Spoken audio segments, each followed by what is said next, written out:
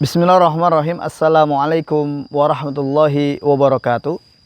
Alhamdulillahilladzi bi ni'matihi tatimmus shalihat. Wassalatu wassalamu ala nabiyyina Muhammad sallallahu alaihi wasallam. Subhanaka la ilma lana illa ma 'allamtana innaka antal alimul hakim. Rabbi zidni ilma. Ya ayyuhalladzina amanu ittaqullaha haqqa tuqatih wa la tamutunna illa wa antum muslimun. Fa inna asdaqal hadis kitabullah wa khairal hadi hadi Muhammadin sallallahu alaihi wasallam wa syarrul umuri muhdatsatuha wa kullu muhdatsatin bid'ah wa kullu bid'atin dhalalah wa kullu dhalalatin finnar. Alhamdulillah, masih Allah berikan kepada kita semua matahari yang bersinar terang, sebagaimana firman Allah Subhanahu wa taala berbunyi, "Huwallazi ja'ala syamsa diya'an wal qamara nura." Dialah yang menjadikan matahari ini bersinar terang dan bulan bercahaya. Ini Allah semuanya yang menjadikan itu semua. Tentunya ini merupakan atas nikmat yang Allah berikan, yang Allah siapkan untuk kita. Makanya di pagi hari ini tatkala ada matahari disiapkan Allah untuk kita, ambil, manfaatkan sinar ini. Jangan sampai kita tinggalkan semua nikmat yang Allah sudah berikan. Tentunya kita sama-sama bersyukur kepada Allah Subhanahu wa taala, mengucapkan kalimat yang pantas terucap dengan lisan kita, yakni ucapan alhamdulillah. Salawat dan taslim juga kita sampaikan kepada Muhammad Rasulullah sallallahu alaihi wasallam, insan yang mulia yang dimuliakan oleh yang maha mulia, insan yang agung yang diagungkan oleh yang maha agung. Kita semua berdoa kepada Allah mendapatkan syafaat Rasulullah SAW. Kita juga berdoa kepada Allah, semoga Allah tempatkan kita di surga dan bersama Rasulullah SAW. Amin Allahumma amin.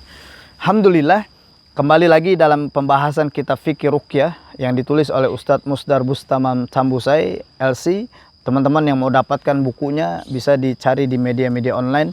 Itu sangat banyak sekali. Alhamdulillah, buku ini sangat bermanfaat bagi kita bersama insya Allah. Nah, kemarin di episode sebelumnya saya sampaikan tentang bagaimana pembahasan bahwasanya sakit fisik bisa menyebabkan psikis. Kadang ketika kita sakit yang terlalu lama, akhirnya bisa menyebabkan psikis kita jadi rusak. Semangat hidup kita jadi berkurang, bahkan hilang, sampai kita berdoa, ya Allah matikan aja deh, saya udah nggak kuat. Bahkan saya juga pernah ketemu salah seorang pasien yang ketika dia diuji Allah dalam kondisi sakit, yang dia ucapkan adalah kalimat-kalimat cercaan untuk Allah. Dia bilang Allah jahat, Allah zalim kepada dia, padahal Allah udah baik sama dia. Bahkan dia juga punya rumah sakit besar di Jakarta. Tapi ketika diberikan sakit sama Allah, dia hanya menghina kata-kata untuk Allah Subhanahu wa taala, naudzubillah. Kenapa? Karena psikis yang sudah menderaknya, membuatnya dia menderita karena sakit fisik tadi. Makanya di saat ini kita lanjut dalam sebuah pembahasan yang berjudul menjaga harmoni fisik dan psikis. Tadi di episode sebelumnya fisik bisa menjadi psikis. Nah, ini bagaimana caranya kita menjaga harmoni fisik dan psikis kita. Adanya kesadaran akan persoalan psikis di balik gangguan fisik sangat perlu diperhatikan oleh penderita psikosomatis. Melalui pengenalan diri, pemahaman akan masalah yang dihadapi, orang dapat melepaskan diri dari persoalan, mendapatkan kesembuhan. Hubungan timbal balik antara aspek fisik dan aspek psikis perlu disikapi dengan bijaksana, yakni kesediaan kita memonitor hubungan timbal balik yang sedang bekerja dalam diri. Caranya sebagai berikut. Wah, kaget nggak? Nggak kaget. Oke, jangan lupa like and subscribe channel ini biar tahu kisah seru lanjutannya. Bila merasa nggak nyaman, kita perlu mengenali dengan benar dari mana sumber rasa nggak nyaman itu. Ini supaya harmoni ya antara fisik kita dengan psikis kita. Terus apakah karena gangguan fisik atau karena adanya pikiran dan perasaan negatif? Jadi kalau kita udah ketemu sumbernya, di situ kita bisa membuat fisik kita dan psikis kita ini jadi lebih harmoni. Terus yang kedua, bila mana merasakan gangguan fisik, kita dapat membedakan apakah sakit perut karena masuk angin atau karena stres, ya. Umumnya orang-orang kita bilang, oh sakit bah, oh karena stres banyak pikiran. Cek, masuk anginnya karena stres atau karena sakit perutnya karena stres atau karena masuk angin. Jadi ini bisa kita seimbangkan dan menjadi harmoni antara fisik dan psikis kita. Terus apakah pusing karena kekurangan minum atau pusing karena memikirkan pekerjaan yang menumpuk dan sebagainya. Ini salah satu contoh aja ya.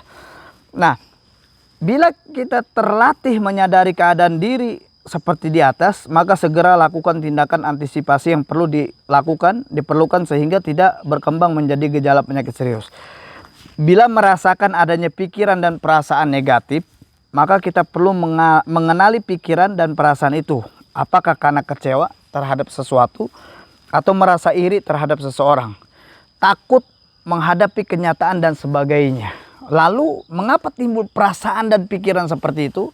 Sehingga akhirnya pengenalan diri seperti itu akan melahirkan kecerdasan pribadi yang kita perlukan untuk selalu hidup sehat dan sehat jiwa dan raga.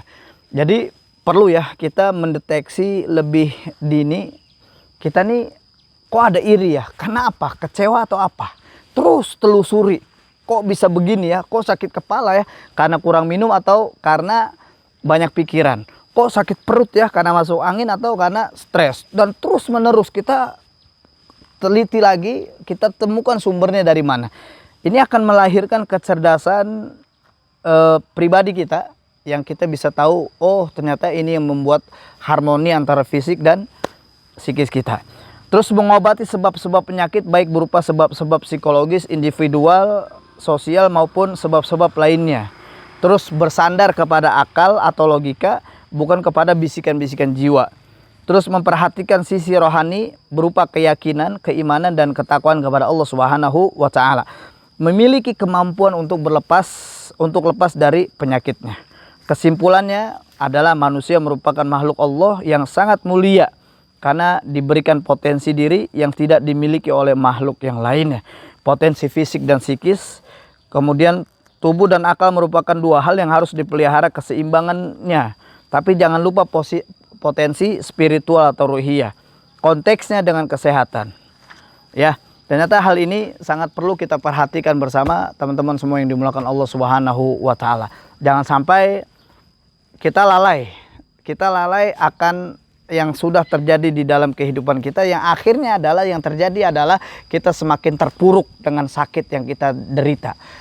Insya Allah inilah yang saya sampaikan. Semoga Allah ampuni dosa kita, Allah ampuni kesalahan saya dan kita semua, karena banyak salah yang saya ucapkan, dan tentunya kebenaran yang saya sampaikan adalah mutlak milik Allah Subhanahu wa taala dan Rasulullah sallallahu alaihi wasallam. Barakallahu fiikum wa faqakumullah. Wassalamualaikum warahmatullahi wabarakatuh.